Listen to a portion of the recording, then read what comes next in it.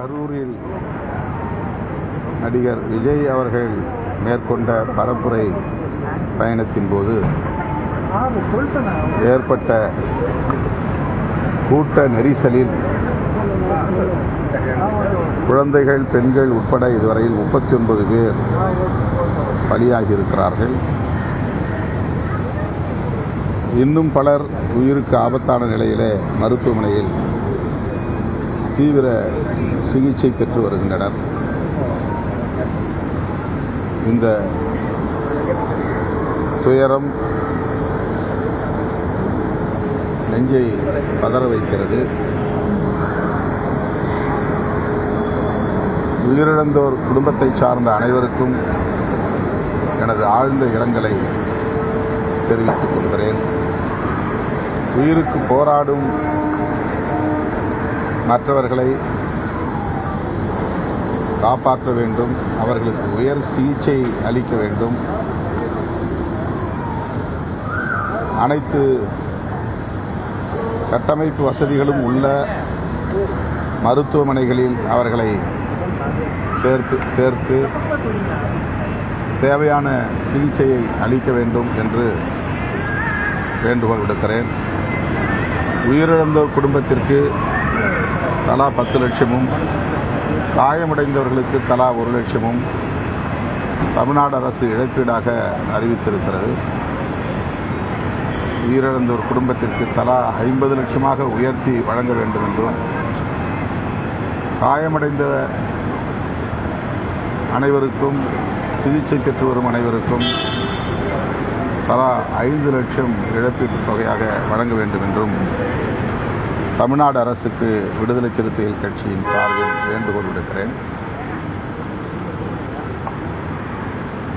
இந்த பெரும் துயரத்திற்கு யார் பொறுப்பு என்பதை விட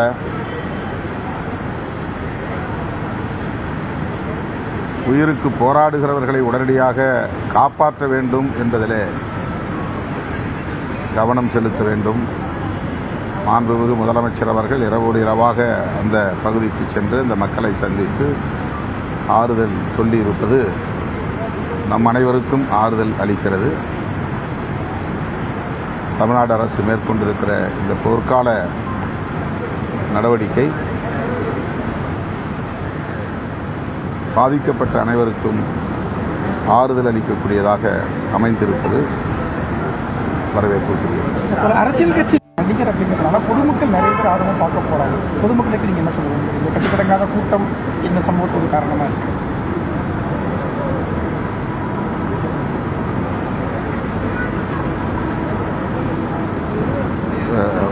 அரசியல் கட்சி தலைவர்கள் எல்லோருக்கும் கூட்டம் கூடுகிறது, லட்சக்கணக்கிலே கூடுகிறார்கள்.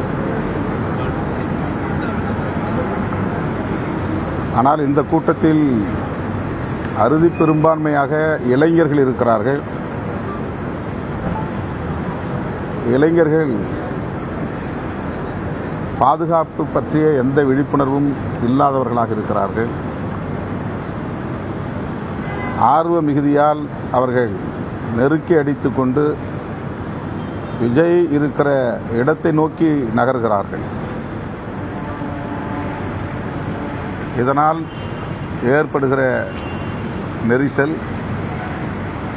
இந்த பாதிப்பை ஏற்படுத்தியிருக்கிறது. ஆகவே இதுபோன்ற நிகழ்வுகளை ஒருங்கிணைக்கக்கூடிய தலைவர்கள் அவர்களின் பாதுகாப்பையும் கவனத்தில் கொண்டு அதற்கு ஏற்ப நேரம், இடம், உரையின் கால அளவு ஆகியவற்றை தீர்மானிக்க வேண்டும். ஒரு இடத்திற்கு செல்ல 1 மணி நேரம் தாமதமானால் மேலும் மேலும் அந்த இடத்தை நோக்கி மக்கள் கூடுகிற போது கடுமையான நெரிசலை அது இன்னும் உருவாக்கக்கூடியதாக அமைந்து விடுகிறது.